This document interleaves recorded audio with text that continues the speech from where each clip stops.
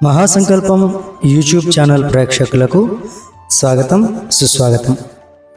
ఈరోజు మనం సంకష్టహర చతుర్థి లేక సంకట చతుర్థి ఈ గణపతి వ్రతాన్ని చేసేటువంటి విధానం గురించి, దీని యొక్క విశేషం గురించి ఈ వీడియోలో మీకు చెప్పే ప్రయత్నం చేస్తాను. మానవుల కష్టాల నుండి గట్టెక్కించేది సంకటహర చతుర్థి వ్రతం. గణపతికి అత్యంత ప్రీతిపాత్రమైన తిథులలో ప్రధానమైనది ఈ చవితి తిథి. అయితే ఈ చవితి తిథి లేదా చతుర్థి పూజను రెండు రకాలుగా ఆచరిస్తారు. మొదటిది వరద చతుర్థి, రెండవది సంకష్టహర చతుర్థి. అమావాస్య తర్వాత వచ్చే చతుర్థి రోజున చేసే వ్రతమును వరద చతుర్థి అని, పౌర్ణమి తర్వాత వచ్చే చతుర్థి రోజున చేసే వ్రతాన్ని సంకష్టహర చతుర్థి లేదా సంకటహర చతుర్థి వ్రతం అని అంటారు. ఇందులో వినాయక చతుర్థి, వరద చతుర్థిని వినాయక వ్రతంగా అంటే వినాయక చవితి రోజున ఆచరిస్తారు. సంకటములను తొలగించే సంకటహర చతుర్థి వ్రతమును మాత్రం పౌర్ణమి తర్వాత వచ్చే చతుర్థి రోజున ఆలంబనంగా ఆచరిస్తూ ఉంటారు.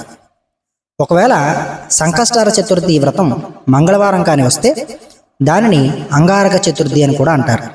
అలా కలిసి రావడం చాలా విశేషమైన పర్వదినం.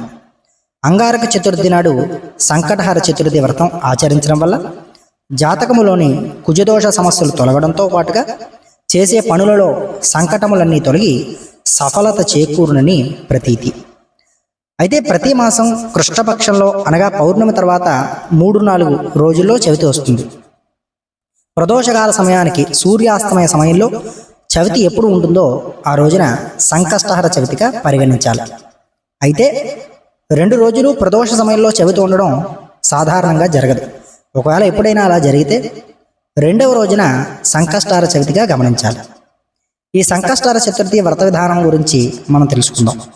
సంకష్టహర చతుర్థి వ్రతాన్ని చవితి నాడు అనగా ఈ చవితి నాడు 3 చవితులు కానీ లేదా 5 చవితులు కానీ లేదా 11 కానీ లేక 21 నెలల పాటు ఆచరించాలి. ఈ వ్రతాన్ని బహుళ చవితి నాడు ప్రారంభించాలి.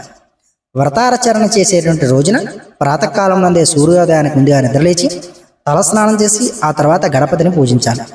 6 మీటర్ పొడవు ఉన్నటువంటి తెలుపు లేదా ఎరుపు రవికల గుడ్డ ముక్క తీసుకుని వినాయకుడి ముందు పెట్టి దానిని పసుపు కుంకుమలతో అలంకరణ చేయాలి.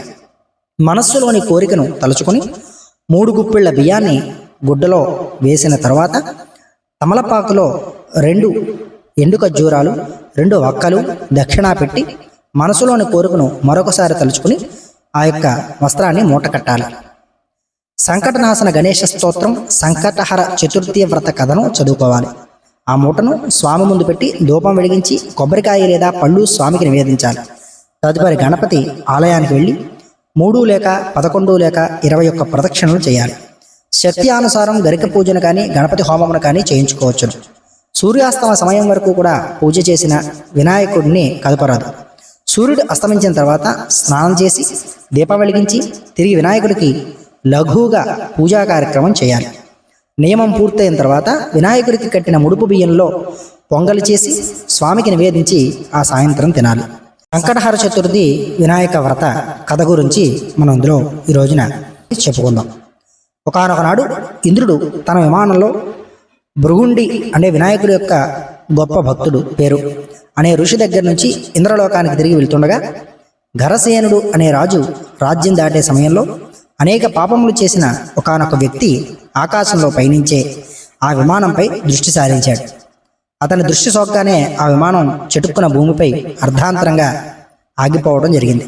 ఆ ఇంద్ర విమానం అద్భుతానికి వెలుగులోకి ఆశ్చర్యచకితుడైనటువంటి ఆ దేశపు రాజు సూరసేనుడు గబగబా బయటకు వచ్చి ఆ అద్భుతాన్ని చూసి ఆశ్చర్యం చెందుతూ చూడసాగాడు.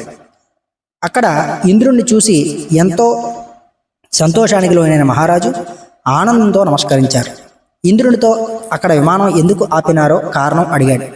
అప్పుడు ఇంద్రుడు, ఓ రాజా, మీ రాజ్యంలో పాపాలు అధికంగా చేసిన వ్యక్తి ఎవరితో దృష్టి సోకి విమానం మార్గమధ్యంలో అర్ధాంతరంగా ఆగింది అని చెప్పాడు.